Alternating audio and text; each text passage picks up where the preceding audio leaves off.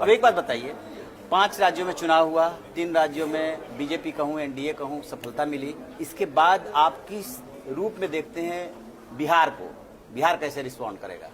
भाई मुझे लगता है जिस तरीके से हमारे प्रधानमंत्री आदरणीय नरेंद्र मोदी जी के नेतृत्व में देश की जनता का विश्वास हर बीतते साल के साथ बढ़ता ही जा रहा है, और मैं इसलिए बोल रहा हूं क्योंकि 14 से बड़ी जीत हम लोग को 19 में देखने को मिली। मेरा विश्वास है कि 24 में 19 से बड़ी जीत होगी।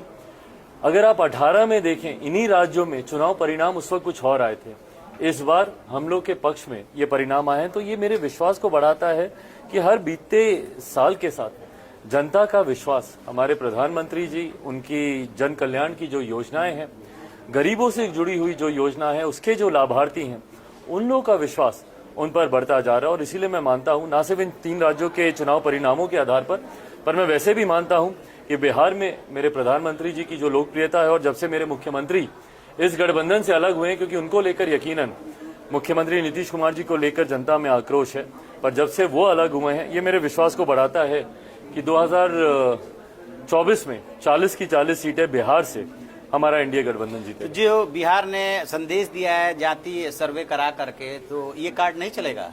मुझे लगता है शायद ये बैकफायर ही हुआ है इनके ऊपर, क्योंकि हकीकत है जातीय जनगणना धरातल पर तो होती हुई दिखी नहीं।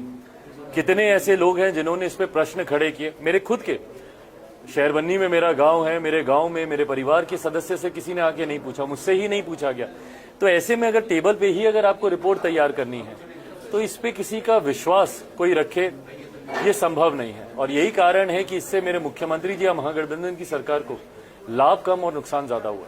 तो मुख्यमंत्री जी जो बोल रहे हैं वो भी बैकफायर करेगा? क्योंकि आपने हाल के बयानों का उसको मैं दोहराना नहीं चाहता, जो भी बोले हैं ऑलरेडी बैकफायर किया है। और यही कारण है कि इन 3 राज्यों में जिस तरीके से परिणाम सामने आए हैं, उसमें मेरे मुख्यमंत्री जी के अशोभनीय बयानों का एक बहुत बड़ा योगदान है, जिसको मेरे प्रधानमंत्री जी ने भी प्रमुखता से हर मंच पर उठाने का काम किया। भले वो अनुसूचित जाति के नेताओं को अपमानित करने की बात हो, जैसे मेरे नेता मेरे पिता आदरणीय रामविलास पासवान जी को उन्होंने अपमानित किया, पूर्व मुख्यमंत्री जी को जिस तरीके से विधानसभा में अपमानित किया, या महिलाओं को लेकर जिस तरीके से उन्होंने अशोभनीय अश्लील शब्दों का इस्तेमाल किया, तो मुझे लगता है कि ये जिम्मेदार रहे हैं इन राज्यों में हार को लेकर। अच्छा, जब कुछ भी होता है बिहार में, तो सीधे आपके टारगेट पे सीएम नीतीश कुमार होते हैं, क्योंकि सीएम है तो रहेंगे भी। लेकिन तेजस्वी को लेकर के आप क्यों नहीं बोलते? वो भी तो डिप्टी चीफ मिनिस्टर है। भाई वो कहाँ है? ना 3 में है ना 13 में है। राजद एक ऐसा घटक दल है जो अपना एजेंडा तक इस सरकार में लागू नहीं करवा पाई। भाई आपके दल का, हर दल का अपना एजेंडा होता है। मेरा बिहार फर्स्ट बिहारी फर्स्ट है, बट आज आप देखिए सरकारी एजेंडे में राजद का क्या एजेंडा है, किसी को पता भी नहीं है। 7 निश्चय 1 पर काम मुख्यमंत्री पहले कर रहे थे, 7 निश्चय पार्ट 2 पर काम अब हो रहा है। तो जब किसी घटक दल का अपना कोई सोच ही नहीं है, अपनी कोई विजन ही नहीं है, अपना कोई से ही नहीं है उस गठबंधन पे, तो ऐसे में अपनी एनर्जी को मैं क्यों डाइवर्ट करूं? दूसरे तो क्या चिराग पासवान तेजस्वी से दोस्ती तो नहीं निभा रहे हैं? भाई देखिए, राजनीतिक मतभेद अलग हैं। ऐसे तो मेरे मुख्यमंत्री मुझे जब व्यक्तिगत तौर पर मिलते हैं, मैं उनके भी पहुंच होकर उनका आशीर्वाद लेता हूँ। तेजस्वी जरूर मेरे छोटे भाई हैं, वो एक रिश्ता हम लोग का जरूर रहा है, दोनों परिवारों का रहा है। बट व्यक्तिगत रिश्ते एक तरफ, राजनीतिक मतभेद एक तरफ, जहाँ पे वो गलत थे, हैं या रहेंगे, उन पर भी सवाल जरूर उठेगा। युवा बिहारी के रोजगार स्वाभिमान का मुद्दा आप उठाते रहे। अभी जो रेवंत रेड्डी है, उन्होंने डीएनए की बात उठाई। मैं चाहता हूं कि बिहार कांग्रेस उस पर जवाब दे। बिहार कांग्रेस जवाब दे कि जो उन्होंने कहा कि तेलंगाना का डीएनए बिहारी डीएनए से बेहतर है, क्या बिहार कांग्रेस इससे सहमत है? किस मुंह से राहुल गांधी आएंगे बिहार में, या किस मुंह से इनके नेता बिहार में प्रचार की बात करेंगे, जब उनके खुद के एक नवनियुक्त वहां के मुख्यमंत्री इस तरीके की भाषा का इस्तेमाल करते हैं?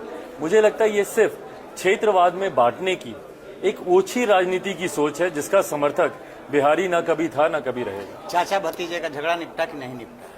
भाई बहुत पुरानी बात हो गई, निपटना तो मुझे नहीं लगता कि अब संभव है, पर अब मेरी सोच भी नहीं है।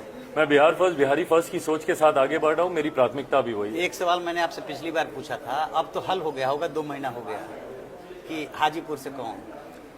लोक जनशक्ति पार्टी रामविलास का प्रत्याशी ही हाजीपुर से चुनाव लड़ेगा, ये क्लियर है। एक युवा है जो आपसे एक सवाल पूछना चाहता है।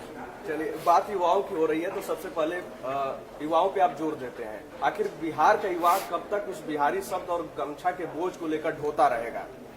भाई उसको जब तक बिहारी हमारी पहचान है, हमारा स्वाभिमान है, मेरा गुरूर है।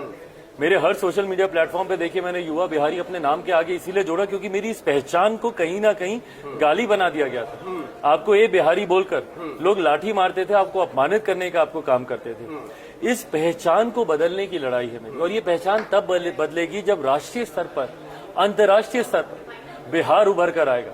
भाई एक ऐसा राज्य जो नालंदा यूनिवर्सिटी के लिए जाना जाता था, वहां पे शिक्षा के हालात देख लीजिए। लोकतंत्र की जननी रहा है मेरा प्रदेश, एक से एक महापुरुषों की धरती रहा, और आज वहीं के लोगों को अपमानित होना पड़ता है। इस स्वाभिमान की लड़ाई ही मैं लड़ने का काम कर रहा हूं। मैं गर्व से बोलता हूं हर मन से कि मैं बिहारी हूं, और मैं चाहता हूं कि हर बिहारी गर्व से बोले कि वो बिहारी। बिल्कुल।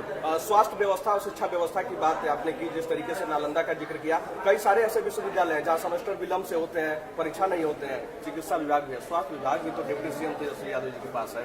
भाई पहले तो शिक्षा का आप देख लीजिए, 3 साल का कोर्स 6-6 साल 5-5 साल में पूरा होता है।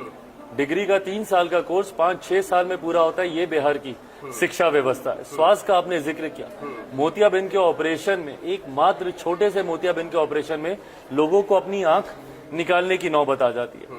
तो ये तमाम बातें बिहार को एक गलत छवि में दुनिया के सामने, देश के सामने प्रस्तुत करती है। इनके जिम्मेदारों को तय करने की जरूरत है।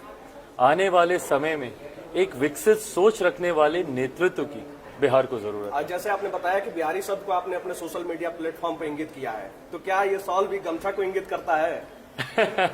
मुझे नहीं पता गमछा को करता है कि नहीं, बट हाँ गमछा भी हम लोग की पहचान है, और अपनी हर उस पहचान को स्वाभिमान के साथ आपको ओढ़ कर आगे बढ़ने की जरूरत है, जो आपके क्षेत्र से, आपके प्रदेश से, अपनों से जुड़ी हुई है। आपने आखिरी फिल्म कब देखी थी? यार बहुत ज्यादा समय मिलता नहीं है, बट मैं कोशिश करता हूं कि मैं देखूं। आखिरी फिल्म मैंने कब देखी हकीकत में अभी तो नहीं याद आ रहा है, बट हाँ मैं कोशिश करता हूं कि जो नई फिल्में आती हैं मैं उसको देखूं। भोजपुरी गानों को सुनते हैं?